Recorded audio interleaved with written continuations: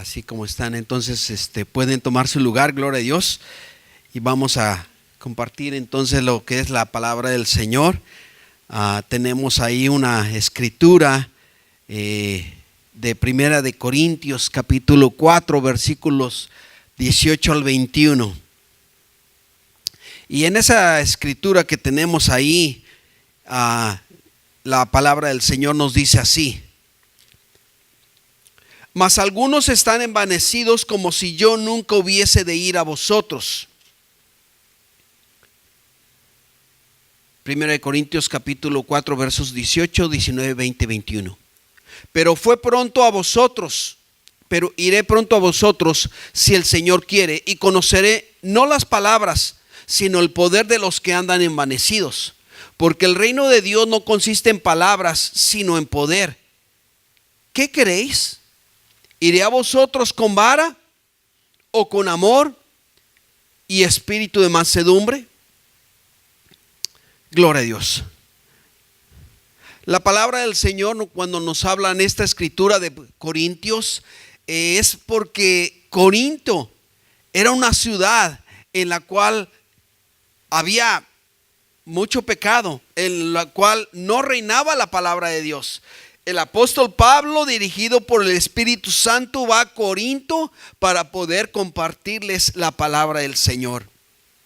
Pasa el tiempo y es donde aquí en 1 Corintios capítulo 4 ya se estableció una iglesia. Pero ha habido gente que ha venido y entonces ellos, aún en la misma iglesia, algunos se habían dejado corromper con una actitud superior de sabiduría, que ellos pensaban que ellos lo sabían todo, y la verdad no es así. Así es que Pablo nos dice que su soberbia era tan inflada, ¿sí?, que tenían un concepto de ellos mismos muy elevado. Y el problema es que esto traía división entre los mismos hermanos y hermanas. Cuando una persona se sentía superior. Sí conocemos que algunos de los dones en la misma iglesia muchas veces son más visibles que otros. Sin embargo, no porque sean más visibles quiere decir que son más importantes. No, la persona, por ejemplo, que después de mí viene es la hermana Olga. Y ella viene y entonces ella toma la ofrenda. No porque está sentada ahí y solamente viene ya cuando estamos terminando el servicio, es menos importante. Para Dios es tan importante como, por ejemplo, el buen trabajo que está haciendo nuestro hermano Daniel al poder llevar al pueblo de Dios en una alabanza, en una adoración. Así como también el mensaje. Entonces los corintios habían empezado a menospreciar la autoridad de Pablo, ¿sí? Algunos pensaban, pues es que Pablo a lo mejor es incapaz o es inepto, ¿sí? Entonces dudaban que el apóstol Pablo aún los pudiera confrontar, o sea, que regresara. Porque era una ausencia, pero el apóstol Pablo, cuando les escribe, les dice que su ausencia será breve, que pronto regresará. Y dice: entonces voy a probar cuál es el poder que tienen aquellos que están hablando. Porque el reino de Dios no solamente es palabras, el reino de Dios no solamente es hablar. El reino de Dios es muchas veces la demostración del Espíritu Santo. Cuando Dios obra, cuando el Espíritu Santo convence a la persona de que anda en mal camino y que quiere entonces enderezar su vida. Eso es, el reino de Dios es demostración del poder de Dios. Por eso en muchas de las iglesias ustedes se darán cuenta que hay gente que tienen testimonios poderosos. Gente que muchas veces vinieron alcohólicos, gente que vinieron con drogas, gente que vinieron con problemas en su matrimonio ya para divorciarse. Y sin embargo, Dios hace una obra grande y poderosa en sus vidas. Así es que el reino está presente y se manifiesta su poder al cambiar la vida de las personas. a ustedes que nos están escuchando ahí en el internet, Dios tiene un plan para su vida y Dios puede cambiar su vida, porque el mejor plan es el plan de Dios, más que el nuestro. Así es que en este versículo 21, 1 Corintios 4, 21 dice: ¿qué queréis? ¿Iré a vosotros con vara o con amor y espíritu de mansedumbre? Eso iba a depender de los corintios. Cómo los corintios, ellos iban a reaccionar. Si los corintios reaccionaban a la palabra de Dios, entonces cuando viniera el apóstol Pablo, viniera con amor y espíritu de mansedumbre. Pero si ellos andaban todavía haciendo aquellas cosas que no le agradaban a Dios, ¿qué pasa? Entonces dice: vendré a ustedes con vara. Todos sabemos lo que es la vara, ¿sí? Es la vara del castigo, la vara de corrección, ¿sí? Así es que nosotros ahorita estamos esperando la venida de Cristo. ¿Cómo será nuestra vida cuando Cristo venga? ¿Será una vida que le agrada al Señor? Así es que tenemos la siguiente escritura que nos dice Romanos 12:3, que dice: digo pues, vamos a estar viendo acerca de, en estos domingos, ¿sí? Varios domingos vamos a estar viendo acerca de Romanos capítulo 12. Recuerden que los primeros 11 capítulos de Romanos estuvo dándonos las pruebas de las misericordias de Dios. Muchas veces una persona ha dicho que cuando una persona estudia esta epístola del apóstol Pablo a los romanos, ¿sí? Equivale a la columna vertebral de la Biblia, porque allí encontramos lo que viene siendo la justificación, encontramos muchas cosas que Dios ha realizado. Pero a partir del capítulo 12 de Romanos es una área muy práctica. Y dice Romanos capítulo 12 versículo 3: digo pues, por la gracia que me es dada. Entonces, si estamos hablando hoy acerca de la humildad la está basando el apóstol Pablo ¿en dónde? En la gracia. Digo pues, por la gracia que me es dada, a cada cual que está entre vosotros, que no tenga más alto concepto de sí que el que debe tener, sino que piense de sí con cordura, conforme a la medida de fe que Dios repartió a cada uno. Así es que Dios quiere que pensemos con una manera de pensar con sensatez, ¿sí? Así es que de la misma manera que nuestro cuerpo son diferentes, es diferente la mano que el pie. Sin embargo, así como son diferentes, así mismo también cumplimos diferentes funciones en el cuerpo de Cristo. Dios nos ha dado a todos dones específicos. Y si usted no tiene todavía un don en el cual usted pueda servir al Señor, entonces podemos orar. Venga a mí y vamos a orar por ese don que Dios tiene para su vida. Le damos gracias a Dios que ya nuestro hermano Marcos ya está listo. Así es que todavía no tenemos niños, pero tan pronto vengan los niños, nuestro hermano Marcos va a ir a llevárselos entonces a una clase donde él les va a compartir a los niños. Así es que Dios nos da dones. Y no por eso no nos vamos a sentir unos más superiores que otros. No, somos iguales delante de Dios. Pablo nos recuerda que así como el cuerpo de Cristo, porque Pablo usa la figura del cuerpo, de nuestro cuerpo humano, y así como dice que tanto es necesaria la mano como el pie, ¿sí? Así también es necesario el que alaba, el que nos lleva a Dios en oración, el que recoge la ofrenda, el que lleva a los niños a impartirles una clase. Así somos todos importantes delante de Dios. Amén. Entonces, según Agustín, cuando le preguntaron acerca de la humildad, ¿qué era? Y él dijo: humildad, humildad, humildad. La falsa humildad es arrogancia, ¿sí? Cuando un niño hace un dibujo, yo voy a la escuela en Arvin, en la ciudad de Arvin, y allí en la escuela Sierra Vista, yo le doy clases a los niños. Y a veces en viernes les permito que hagan un dibujo. Entonces, solo los viernes les permito hacer un dibujo y colorearlo. Sí, muchas veces llega entre la clase, viene un niño que dice, porque vio el otro dibujito, dice, mi dibujo está feo. Y yo le digo, no. Y entonces me dice, sí está feo. Y le digo, no, mira, tú le pusiste este color, es diferente, pero está bonito. Y pareciera que el niño todavía quiere decirle, como quien dice, dime más, dime más, dime más. O sea, es como quien dice, me caigo para que me levanten. Sí, muchas veces quiere así la persona, muchas veces sentirse. ¿Cuántos de nosotros hemos conocido que alguien, muchas veces tú le estás diciendo, no, esto no está así, y muchas veces la persona todavía quiere sentirse muy baja? Hay gente que no se siente bien, por ejemplo, decir estoy en la presencia de Dios, pero sí estamos en la presencia del Señor.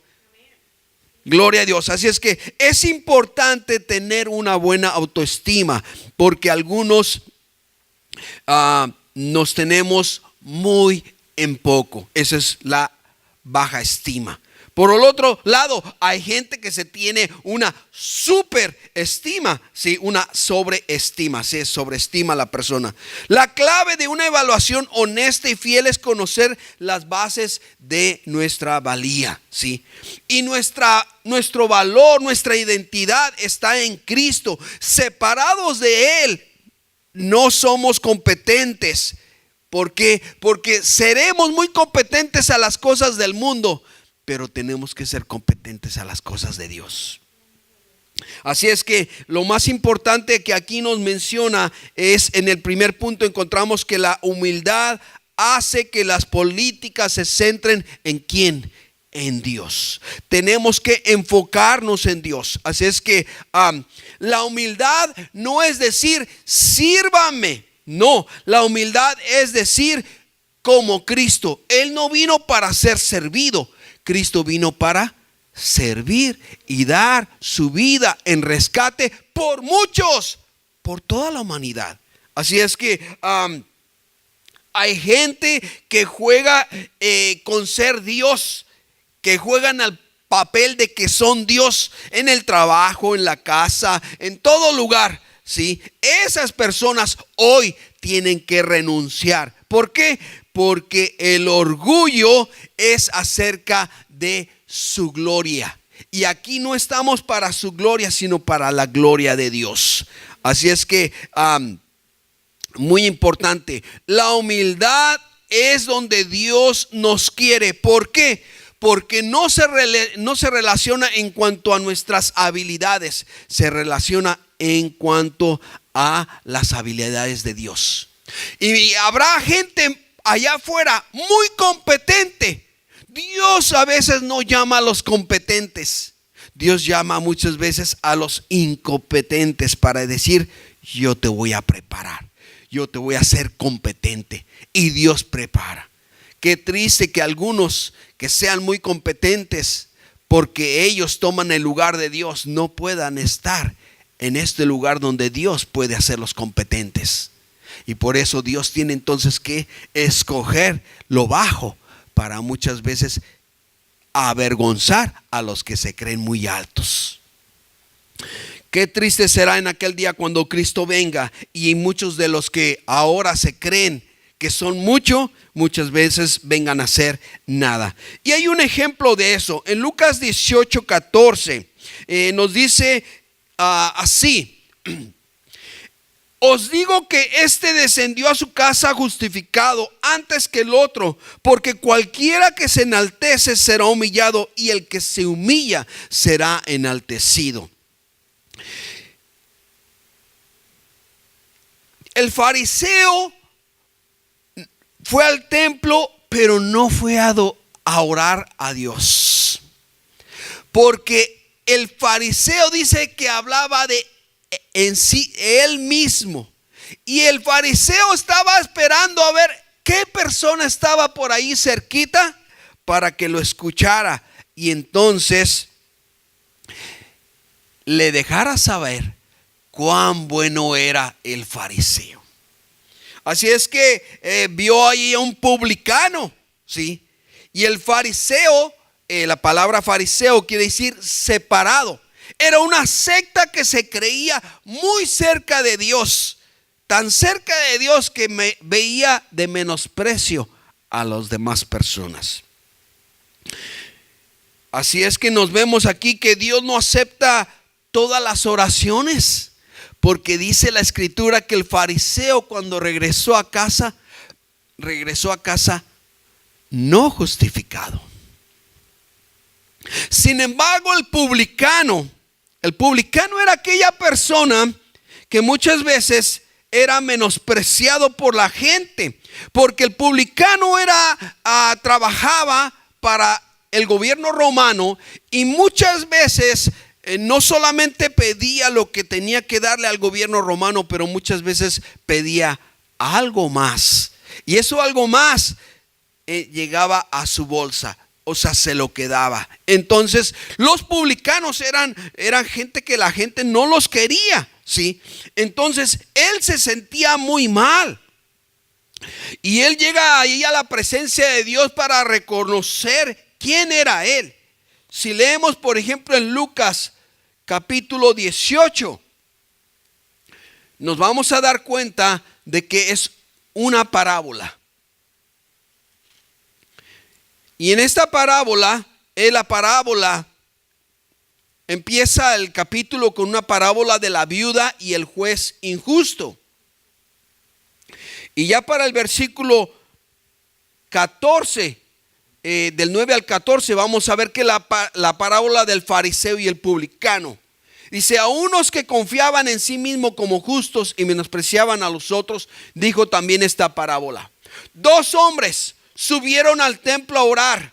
Uno era fariseo y el otro era publicano. El fariseo, puesto en pie, oraba consigo mismo. No dice en sí que oraba a Dios, no, sino que él oraba para él y para los que estuvieran por ahí alrededor, ¿sí?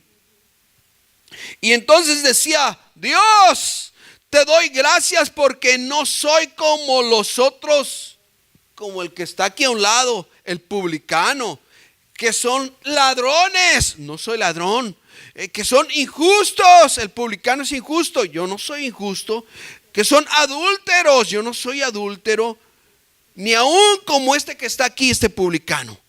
Ayuno 2 veces, o sea, hago cosas aún de la ley, ¿sí? Ayuno 2 veces a la semana. Una religiosidad, soy religioso, doy diezmos de todo lo que gano. Mas el publicano, ¿qué pasaba con el publicano? Mientras que el publicano estando lejos, no quería ni aún alzar los ojos al cielo, no se sentía digno de que Dios le pudiera escuchar y perdonar. Y dice que él, a la manera de muchos católicos, se golpeaba el pecho, diciendo: Dios, sé propicio a mi pecado. Reconocía su pecado.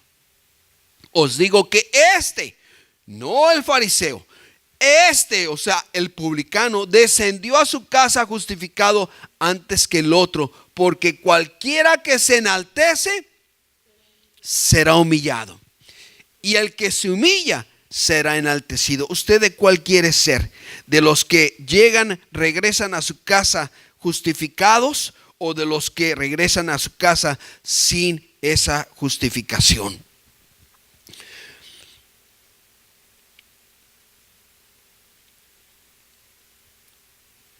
A veces Dios no contesta las oraciones, y no las contesta porque Dios quiere crear en nosotros un carácter cristiano, y muchas veces la oración, muchas veces no hay respuesta. No te está diciendo que sí, no te está diciendo que no, simplemente está esperando para crear en ti un carácter cristiano. Aquí encontramos el de la izquierda, el fariseo, y el de la derecha era un publicano. Muy bien, gloria a Dios. Tenemos otra escritura en la que y aquí nos menciona en esta escritura algo de Andrew Murray, que dice: el orgullo es mi gloria, la humildad es acerca de la gloria de Dios. Cuando usted ve que las cosas que hace son para su gloria, entonces eso es egocentrismo. Pero cuando usted hace las cosas para la gloria de Dios, no para el pastor, no para el hermano o la hermana, no para los que me vean, no, sino que usted hace esto para la gloria de Dios, entonces eso es humildad. Así es que Dios quiere que permanezcamos en ese lugar, en ese lugar de humildad. Muy bien. Tenemos otra escritura que nos dice la palabra de Dios en 1 de Pedro 5:5. Que nos dice así: Dios resiste a los soberbios y da gracia a los humildes. ¿Sí? La humildad necesaria, sí, es necesaria la humildad. ¿Para qué? Para crear una espiritualidad madura, o sea, una madurez espiritual, ser maduros. Los jóvenes necesitan de humildad. En la iglesia los ancianos quieren muchas veces dar el consejo y dirigir las vidas de los jóvenes que todavía no tienen mucha experiencia. Sin embargo, los ancianos esperan que los jóvenes puedan hacerles caso. ¿Por qué? Porque los ancianos le quieren muchas veces transmitir una responsabilidad. Y eso es lo que muchas veces hay aquí en la iglesia. Usted viene a la iglesia y Dios quiere darle una responsabilidad. Dios quiere confiarle una responsabilidad, pero se necesita humildad. Porque si Dios le va a dar algo en lo que usted se va a sentir muy alto, entonces no le va a ayudar de nada y no va a ser para edificación para el cuerpo de Cristo. Así es que a todos nos conviene humildad. A mí me conviene la humildad porque sé que de esa manera Dios puede usarme. Nos ayuda a darnos cuenta de que tenemos nosotros limitaciones. Qué triste aquellas personas que juegan a ser Dios y que muchas veces piensan que si ellos no hacen las cosas en el trabajo, ¿sí?, entonces no se va a mover nada. Que si ellos no están, no se va a hacer nada. Y sin embargo, Dios puede usar a otra persona cuando dice: ok, muy bien, antes de la soberbia puede venir la caída. Así es que miremos que si queremos estar firmes, miremos, porque podemos nosotros caer si no hay humildad en nuestra vida. No hay lugar en esta vida para la arrogancia. No hay lugar para el falso orgullo de un seguidor del Señor. Así es que vemos lo que nos dice la escritura, por ejemplo, en Proverbios capítulo 3 versículo 34. Dice: ciertamente Él escarnecerá a los escarnecedores. Fíjese que esa escritura de Proverbios 16-18. Antes del quebrantamiento es ¿qué? La soberbia. O sea que ya para cuando esté la soberbia, ya el quebrantamiento ya está a la puerta para en cualquier momento ser quebrantado.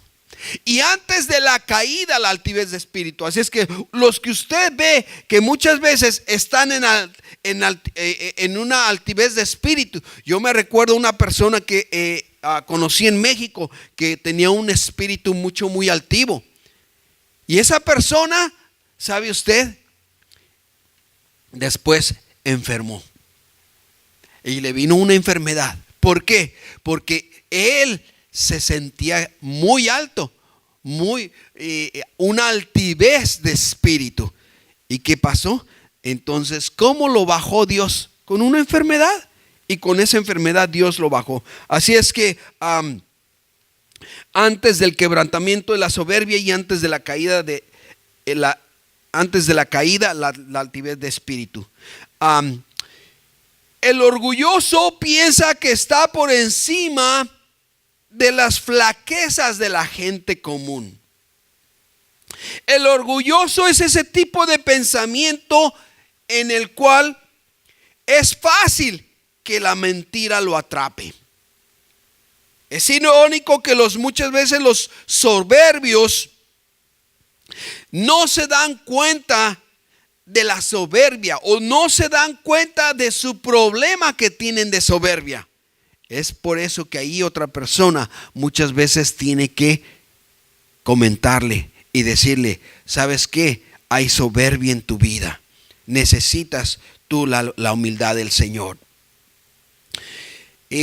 Muchas veces en el orgullo, en la persona orgullosa, su autocomplacencia les ha cegado a ver las señales de advertencia.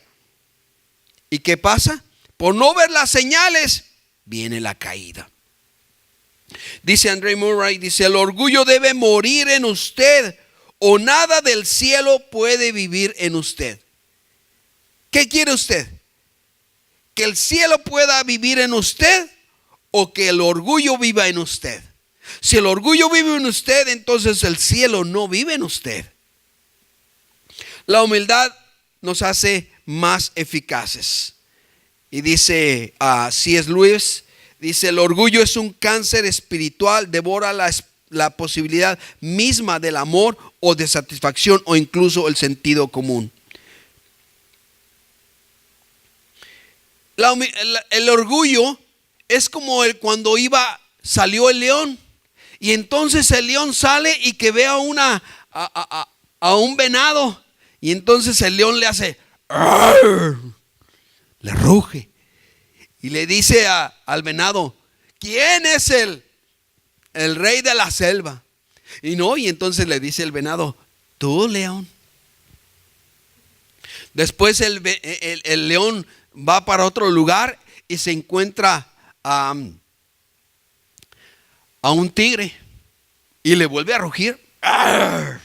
Y le dice el león al tigre: ¿quién es el rey de la selva? Y le dice: tú, león, tú, león. Entonces se va por otro lugar y entonces se encuentra un elefante. Y entonces le ruja así. ¡Arr! Y entonces se acerca al elefante. El elefante lo agarra con la trompa y lo empieza a golpear con la trompa, y después se acerca y lo patea. Y entonces está medio se trata de reponer el león, y entonces le dice: si no sabías quién era el rey de la selva, no tienes que enojarte. Quiere decir que había orgullo en el león. Y cuando llegó, se topó otra persona, y entonces tuvo que humillarse. Lo humilló. Así es que llegaremos nosotros en nuestra vida en que llegará una persona todavía que se siente más superior a nosotros.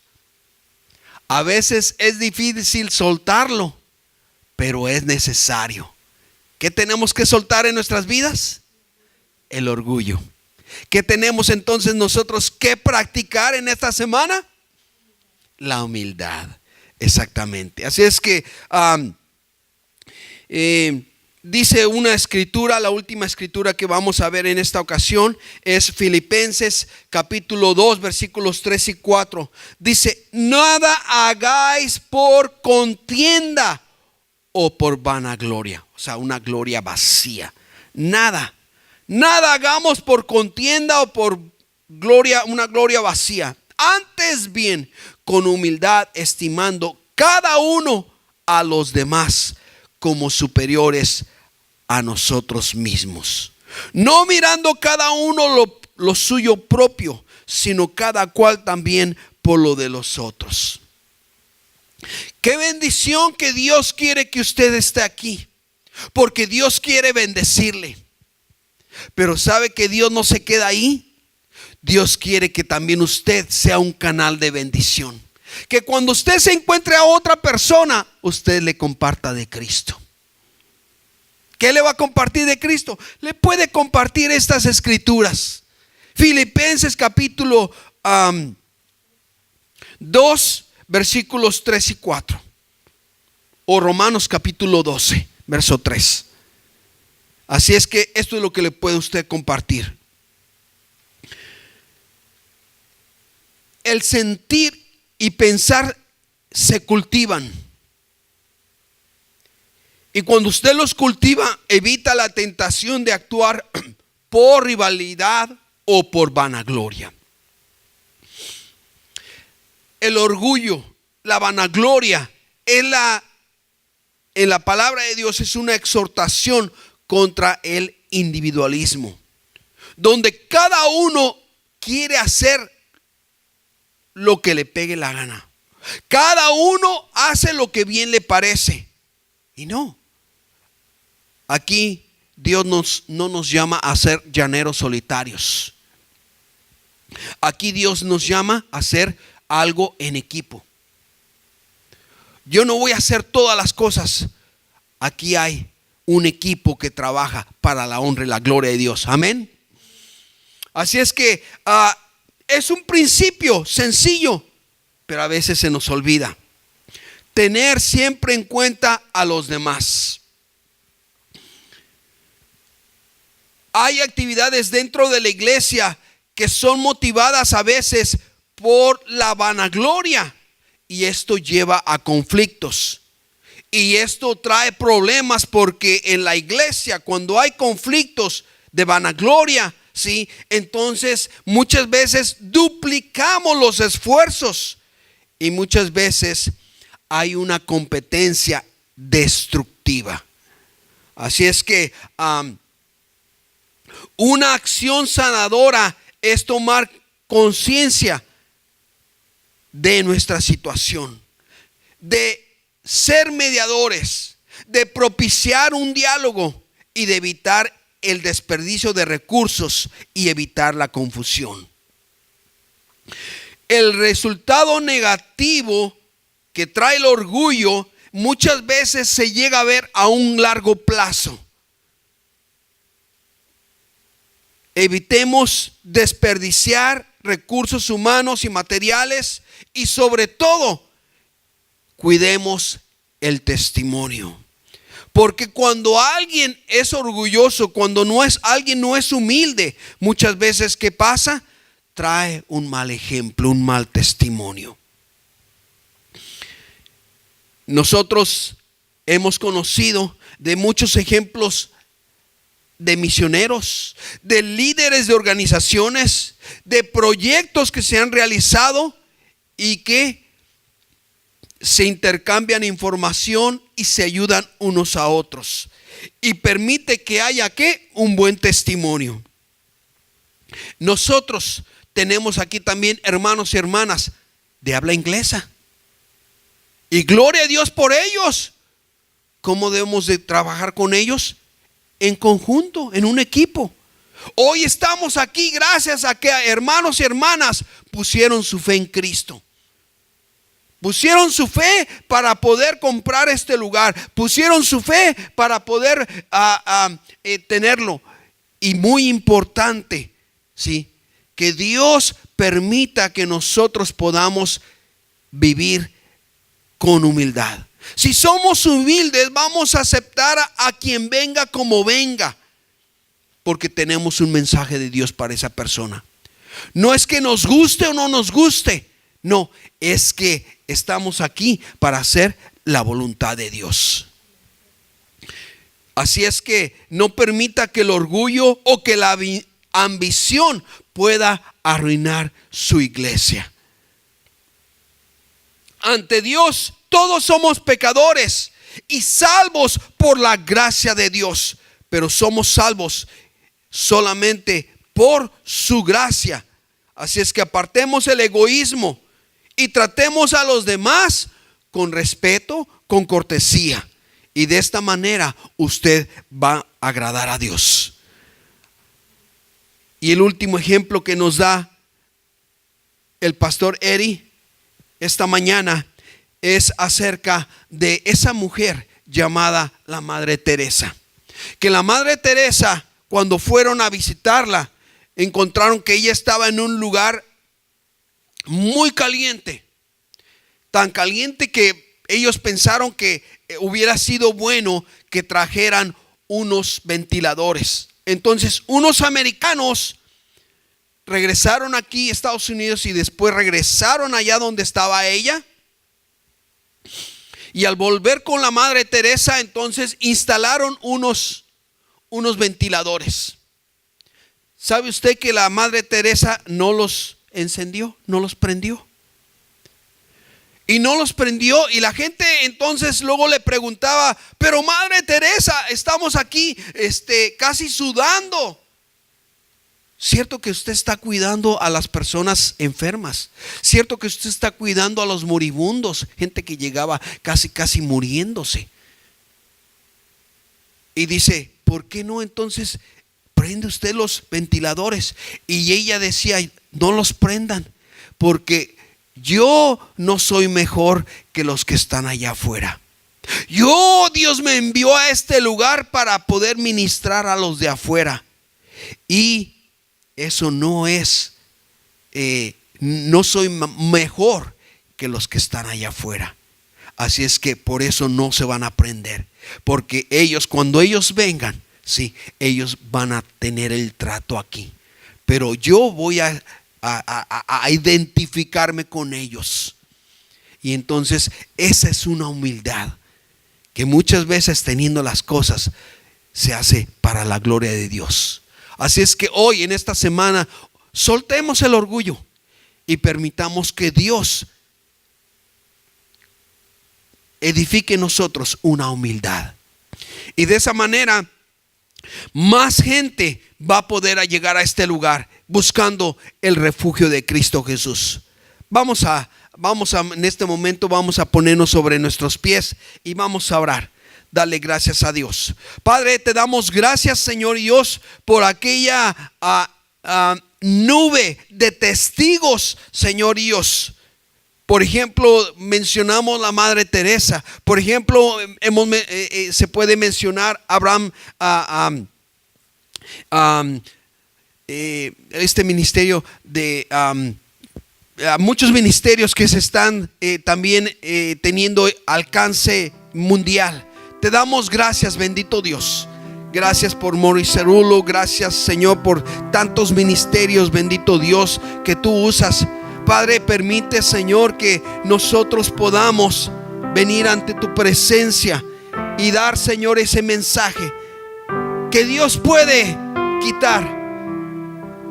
Si en nuestro corazón hay un asiento, que en ese asiento no esté el yo, que en ese asiento no sea solamente el yo. Yo tomo esta decisión, yo hago aquello, yo todo. No, porque yo no puedo darme la salvación, yo no puedo salvar mi alma. Es el Señor que puede salvar mi alma. Hermano, hermana, permite que en tu corazón esté Cristo y permite que Él pueda crear en nuestro corazón esa humildad que reconoce que no lo podemos hacer nosotros todo, que no lo sabemos todo, que necesitamos de ti, Señor. Te damos gracias, bendito Dios. Gracias, Señor. Bendice, Padre Celestial, Señor, a tu pueblo. Bendice, oh Dios, a aquellos que están aquí y a aquellos que han de ser añadidos, porque Dios añadirá a los que han de ser su pueblo. Dios va a añadir pueblo. Padre, te damos gracias. Gracias porque ya muy pronto vas a permitir, Señor, que tengamos un letrero allá afuera en español. Y tú vas a permitir que también, Señor Dios, muy pronto también podamos tener un flyer, un tratado con el cual podamos, Señor Dios, salir afuera. Salir, Señor Dios, a los departamentos que están aquí a nuestro alrededor. Aquí a nuestro alrededor hay departamentos que hay personas que hablan español, que no conocen a Cristo, que no se les ha presentado a Cristo Jesús, que no han tenido un contacto, una experiencia personal con Cristo, y en donde Dios quiere usarte a ti y usarme a mí para llegar a ellos. No nos avergoncemos. En el Romanos 1:16 dice el apóstol Pablo que no nos avergoncemos del Señor, no nos avergoncemos de su palabra, y no nos avergoncemos de llevar ese mensaje de salvación.